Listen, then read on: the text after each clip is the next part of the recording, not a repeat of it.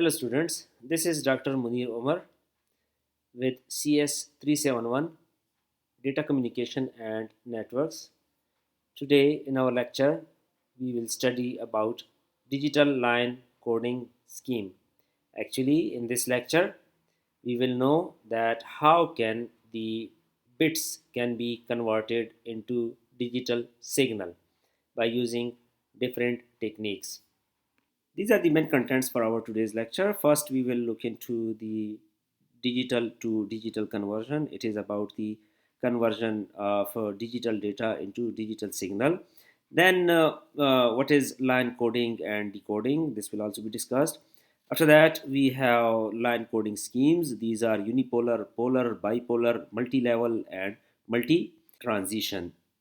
So we will discuss all these schemes. The main focus in this lecture is the line coding schemes under unipolar, polar. These are actually the categories. So under unipolar, polar, bipolar, multi-level, and multi-transition, we have some different type of schemes, and by using these schemes, we will convert digital bits into digital signals. In the last lectures, we discussed data and signals. We said that data can be either digital or analog, and we also said that the signals that represent data can also be digital or analog. So in this lecture, we will see that how can we represent digital data by using digital signals. The conversion involves of data into digital signals by having three techniques. The first one is line coding, then block coding, and the last technique is scrambling. The most essential technique is line coding, and this technique is always needed. The block coding and scrambling, these are not essential, and these techniques may or may not be needed. So our main focus is line coding. In our today's lecture, we will study about different types of line coding in this lecture. This figure shows the process of line coding and decoding. Line coding is the process of converting digital data into digital signal. So here we have some bits. These are actually data. The sender is using these bits, and these bits are transmitted through some medium to the receiver. So before the transmission of these bits, an encoder is used to convert these bits into a digital signal. So for this purpose, for the encoding, there must be some sort of mechanism so that the signal must be generated according to the bits. Line coding is the process of converting digital data to digital signals. We assume that the data is in the form of text, numbers, graphics, images, any sort of data it can be, and we store this data in the form of bits, the sequence of bits. Line coding converts a sequence of bits to a digital signal.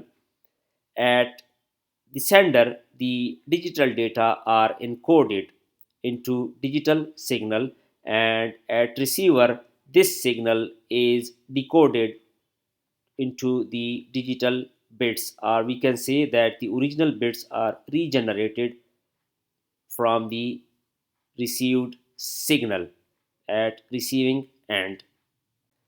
Line coding converts a sequence of bits to a digital signal. Line coding is the process of converting digital data to digital signal.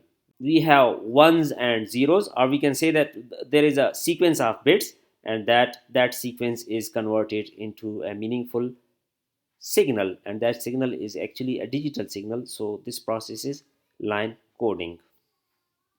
signal element versus data element. So let's distinguish the difference between data element and signal element. A data element is the smallest entity that can be represented, or that can represent a piece of information. We can say that it is a bit. So here we have 3 bits, so these are 3 data elements. So this space is for one data element. A signal element is the shortest unit time wise in a digital signal. So if we look into this block, here we have 3 time slots. These 3 time slots are actually 3 signal elements. So in a single time slot, we have one signal element. The data elements are what we need to send, and the signal elements are what we can send. The data elements are being carried, and the signal elements are the carriers.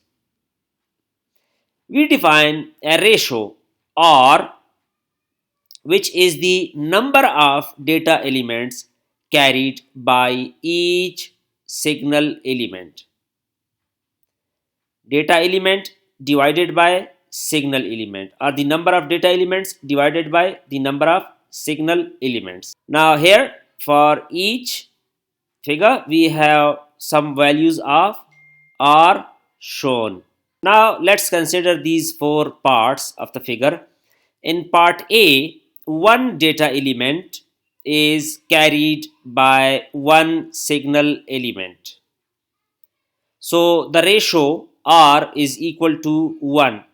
One data element divided by one signal element. So 1 by 1, this is giving us R equal to 1. In part B, if we look into this block, here one data element is carried or is taken by two signal elements. So here in one time slot we have two signal elements. So the value of R would be one data element divided by two signal elements, or 1 divided by 2.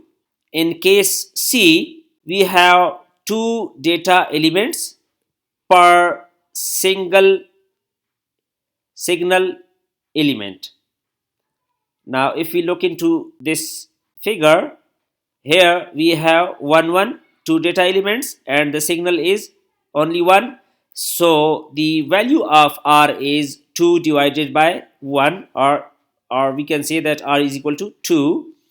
And in the last case we have 4 data elements, 4 bits are here in a single block, and for this purpose we have 3 signal elements. So the value of R would be 4 by 3. Next thing is synchronization. To correctly interpret the signals received from the sender, the receiver's bit interval must correspond exactly to the sender's bit interval. So here the interval must be equal to this one at both end, at sender and at the receiver end. Both the intervals must be same. If the receiver's clock is faster or slower, the bit intervals are not matched and the receiver might misinterpret the signals. So this figure shows a situation in which the receiver has a shorter bit duration. The sender sends this value 10110000 and 1, while the receiver receives, or we can say it interprets it in a different way by having this 1 2 times, then these 2 ones 3 times, and here we have 3 zeros, these are 4 times interpreted. So this is due to the lack of synchronization between sender and the receiver. A self-synchronization digital signal includes timing information in the data being transmitted. This can be achieved if there or transition in the signal that alter the receiver to the beginning, middle, or end of the pulses. Means if we put some sort of thing here to alter the receiver that this is the end of bit, so the receiver would understand that this is end, so definitely from this point the new internal interval would start. Now here we have an example. In a digital transmission, the receiver clock is 0.1% faster than the sender clock. How many extra bits per second does the receiver receive if the data rate is 1 kilobits per second? How many if the data rate is 1 megabits per second? So the solution is, at 1 kbps, the receiver receives this much bps, bits per second, instead of this much bits per second. Why? Because there is a minus difference of 0.1%. The receiver is actually a bit faster, so it would get more bits. It would actually interpret more bits from the generated or from the received signal. So the actual bits would be 1000 and it would get 1001. And in case of 1 megabits per second, the actual bits would be 1 million bits, and the received bits would be 1 million and 1000 bits. So in this case 1000 bits would be extra. This is because of 0.1% difference between difference of speed between the sender and receiver. Now we have line encoding line coding schemes. So we have different schemes. The first one is unipolar, then polar, bipolar, multi-level, and multi-iteration. So we are going to study all these in the coming slides. In unipolar we have NRZ. We will study about the NRZ. In polar we have NRZ, RZ, and biphase. In biphase we have Manchester and differential Manchester. Then in bipolar we have AMI and pseudoternary. Then in multi-level we have 2b by 1q and 8b by 6t, and also 4d PAMS. And in multi-iteration we have MLT3. So we are going to study all these now. So first, the unipolar. In a unipolar scheme, all the signal levels are on the one side of the time axis, either above or below. So in case of unipolar, these signals would be either above or below the axis. So it would not be like this. Here we have both above and below cases. It should be either above or below in unipolar. Now we have unipolar NRZ or NRZ scheme. NRZ stands for non-return to zero. This is a traditional scheme, a unipolar scheme. This was designed as a non-return zero scheme in which the positive voltage defines the bit 1 and zero voltage defines the bit 0. It is called NRZ or non-return to zero because the signal does not return to zero at the middle of the bit. Here it does not return to zero, it returns to zero on 0 bit. Next case is polar. In polar schemes, the voltages are on both sides of the time axis. For example, the voltage level for 0 can be positive and the voltage level for 1 can be negative. So in polar scheme, we can use both the sides, both the voltages uh, along with axis. Next we have polar NRZ-L and polar NRZ-I schemes. In polar NRZ encoding, in both cases, we use two levels of voltage amplitudes. We can have two variations of polar NRZ-L and Polar NRZ-I. NRZ-L stands for NRZ level and this I stands for invert. In case of NRZ-L, the encoding is quite simple. If there is 0, give plus voltage, and if the bit is 1, then give 0, give negative voltage. Depends. For 0 there would be plus or minus, and for 1 there would be the inverse of voltage given to 0. So here for 0 we have a voltage above the time axis, and for 1 we have another voltage below the time axis.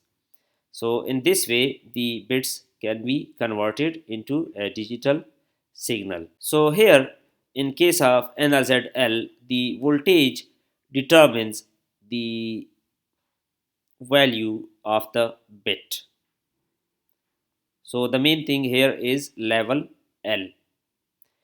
Then in NRZ-I, we look into the inversion, the change or lack of change in the level of the voltage determines the value of the bit. If there is no change, then the bit is 0, and if there is a change, then the bit is 1. Now here we got a change, so the bit would be 1. Here no change, 0. Again no change, 0. Change, it is inversion. So here due to this inversion the bit would be 1. Again inversion, bit would be 1. So if there is, now here we don't have any inversion, so the bit would be 0. In NRZ-L, the level of the voltage determines the value of the bit. And in NRZ-I, the inversion or the lack of inversion determines the value of the bit. In the previous slide, we studied about the lack of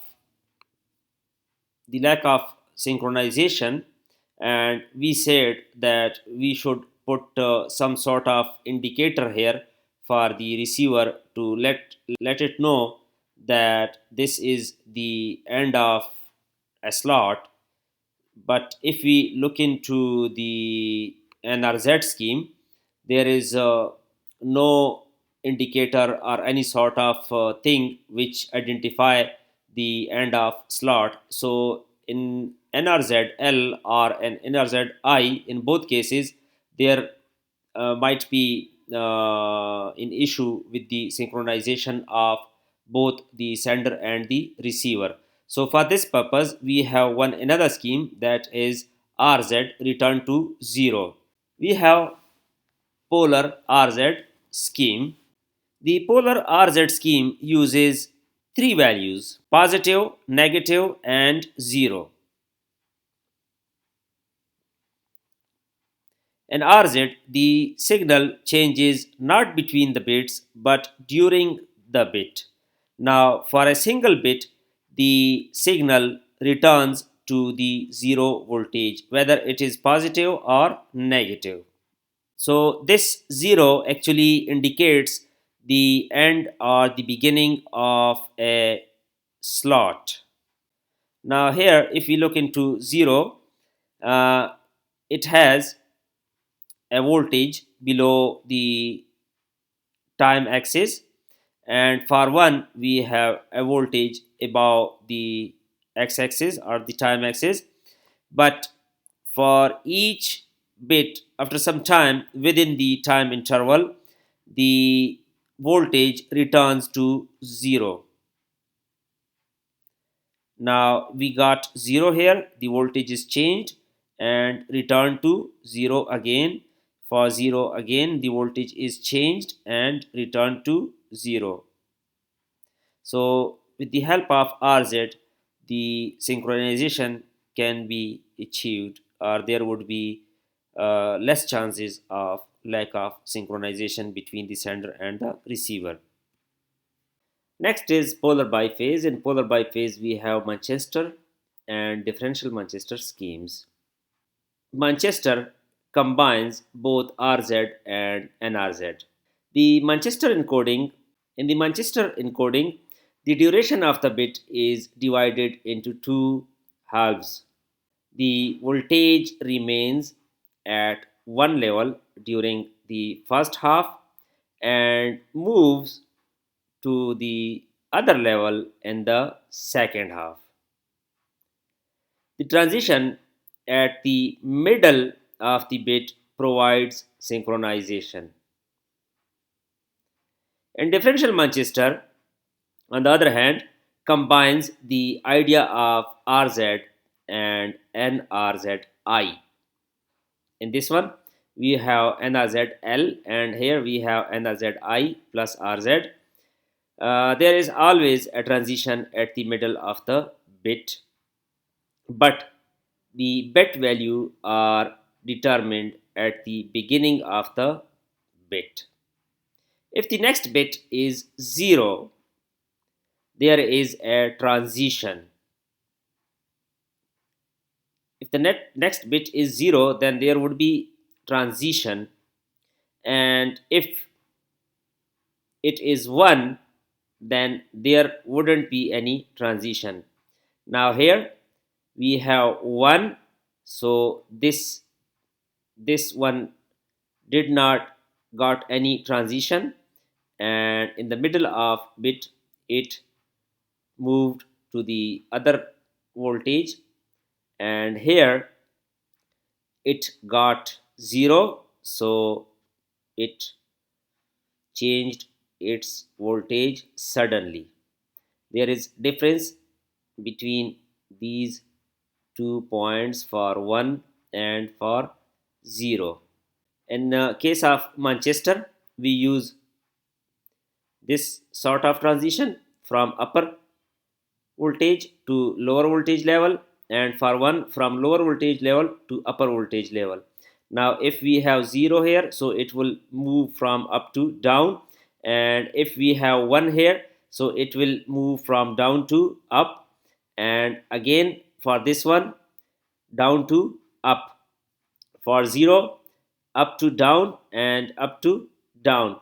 And in case of Manchester, differential Manchester, if there is 1, then there would be no inversion in the beginning of time slot, and if there is 0, then there would be inversion in the beginning of time slot. There would be the voltage change in the beginning of time slot for 0, and for 1 there would be no change in the beginning of time slot. In Manchester and differential Manchester encoding, the transition at the middle of the bit is used for synchronization. In bipolar encoding, we use three levels: positive, 0, and negative. The bipolar encoding is also called multi-level binary. There are three voltage levels: positive, negative, and 0. The voltage level for one data element is at 0, while the voltage level for other element alternates between positive and negative. Here we have AMI and pseudoternary schemes. AMI stands for alternate mark inversion. In the term alternate mark inversion, the word mark comes for the telegraphy and means 1. So AMI means alternate 1 inversion. A neutral 0 voltage represents binary 0.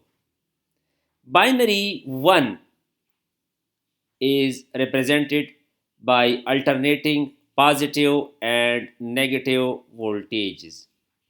First time, this one has given a voltage above the time axis, and next time this one has been given in inverse of the previous voltage.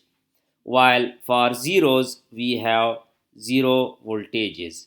The bipolar scheme was developed as an alternative to NRZ, and the bipolar scheme has the same original rate as NRZ. The second variant of AMI is pseudoternary, in which the bit 1 is encoded as a 0 voltage and 0 bit is encoded as an alternating positive or negative voltages. It is the inverse of AMI. For AMI, we give 0 voltage to 0 bit and alternating positive and negative voltages to 1. So in inverse case, here for 1 we have 0 voltages, and for zeros we are giving alternating positive or negative voltages. In multi-level or multi-bit and multiple level schemes, a pattern of m data elements is encoded as a pattern of n signal elements, in which 2 power m must be less than or equal to L power n. So the first multi-level is 2B1Q scheme, or we can say 2 binary and 1 quaternary scheme. It uses data pattern of size 2 and encodes the 2-bit pattern as one signal element belonging to a 4-level signal. In this type of encoding, m is equal to 2 and n is equal to 1 and L is equal to 4. M, N, and L. So in this figure, for 0, 0, we have level equal to plus 1. And this 0, 0, the 2 bits, if appeared again, then the level for second time would be minus 1. Similarly, for 0, 1, it would be plus 3, and then minus 3, and again plus 3, and this cycle would rotate throughout. So now if we look into this figure here, we have 0, 1, one time it is minus 3, next time this 0, 1 is given plus 3 as per this table. For 1, 1 we have minus 3. If this 1, 1 appeared again, then this would be plus 3 here. The next multi-level is 8B6T, or 8 binary 6 ternary. This idea is to encode a pattern of 8 bits as a pattern of 6 signal elements, where the signal has 3 levels. In this type of scheme, we can have 2 power 8 different data patterns and 3 power 6 different signal patterns. So for each byte, 8 bits, we can say 1 byte, we generate a signal having 6 elements. These are actually 6 signal elements. So whenever this byte appear, we will have this type of 6 signal elements, and these 6 signal elements are using 3 levels: the positive voltage, 0, and negative. In this example figure, 3 data patterns encoded as 3 signal patterns. These 3 possible signal levels are represented as 0, plus, and minus. The first 8 bits are encoded as a signal pattern of minus 0, minus 0, then plus, plus, and with weight 0. The second 8-bit patterns are encoded as minus, plus, minus, plus, plus with weight plus 1. The third 8-bit pattern should be encoded as plus minus minus plus 0 with weight plus 1. To create DC balance, the sender inverts the actual signal. The receiver can easily recognize that this is an inverted pattern because the weight is minus 1. The pattern is inverted before decoding. The next multi-level scheme is 4D PAM FIO scheme. 4-dimensional FIO level pulse amplitude modulation. The 4D means that the data is sent over 4 wires at the same time. We have 4 wires in this case. It uses 5 voltage levels such as -2, -1, 0, +1, and +2. However, one level, that is level 0, is used only for forward error detection. If we assume that the code is just one dimensional, the 4 levels create something similar to 8B4Q, which was the previous scheme. In other words, an 8-bit word is translated to a signal element of 4 different levels. All 8 bits can be fed into a wire simultaneously and sent by using one signal element. The point here is that the 4 signal elements comprising one signal group are sent simultaneously in a 4-dimensional setting. This figure shows the imaginary 4-dimensional and the actual 4-dimensional implementation.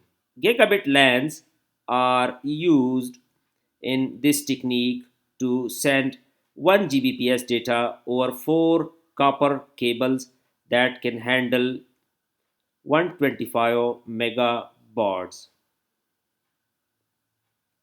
This scheme has a lot of redundancy in the signal pattern because 2 power 8 data patterns are matched to 4 power 4 signal patterns. The extra signal patterns can be used for other purposes such as error detection.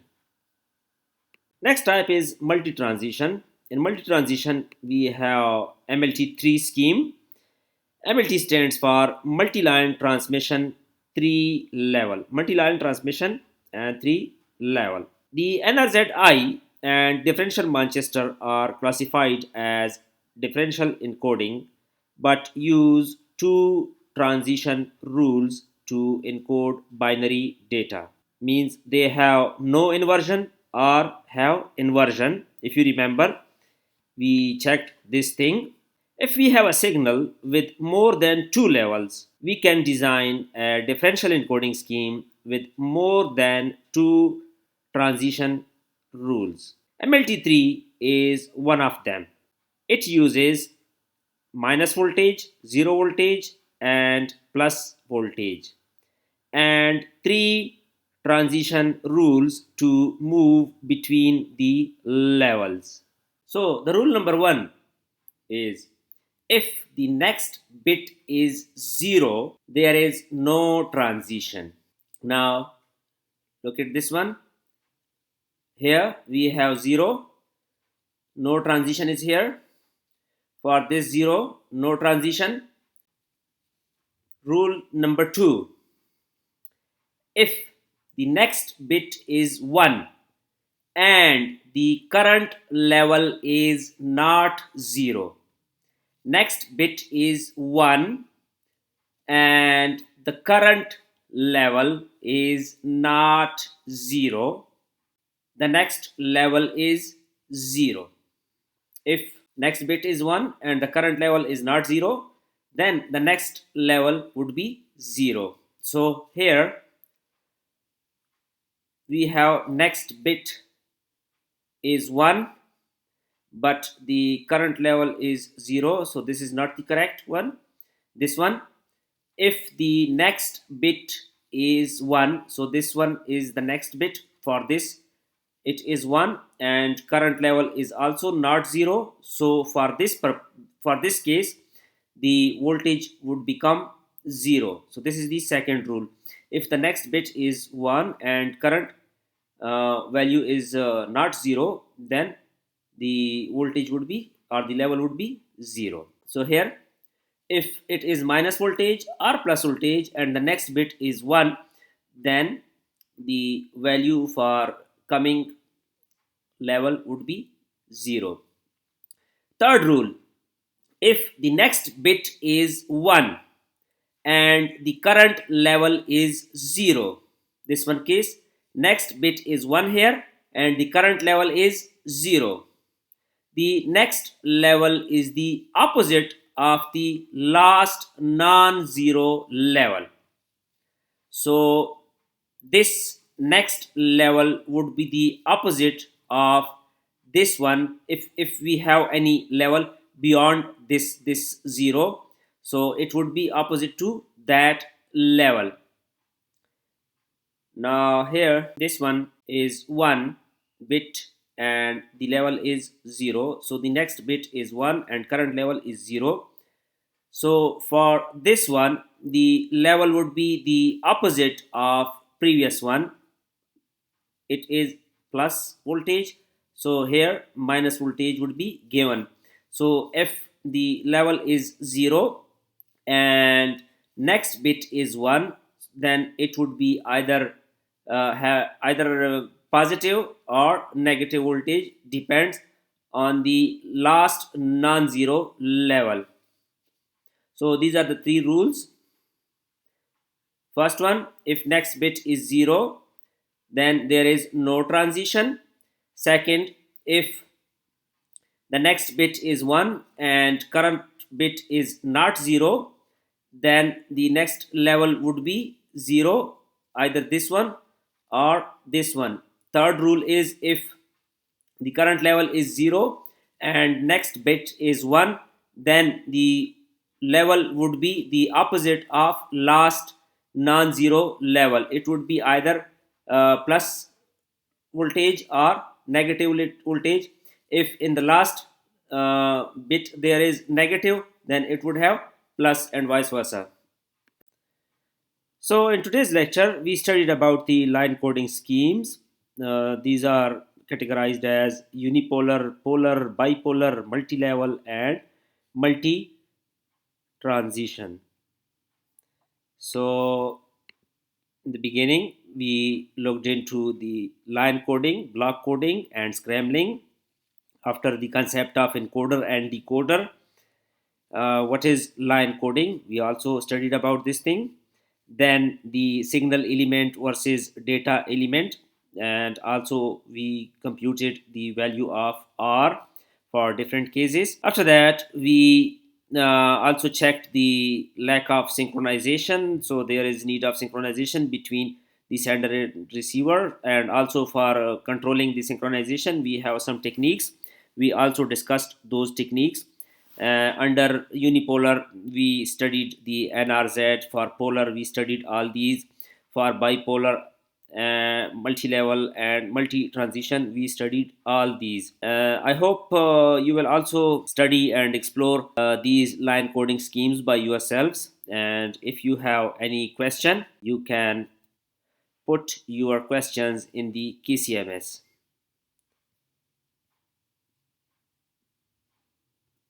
Thank you.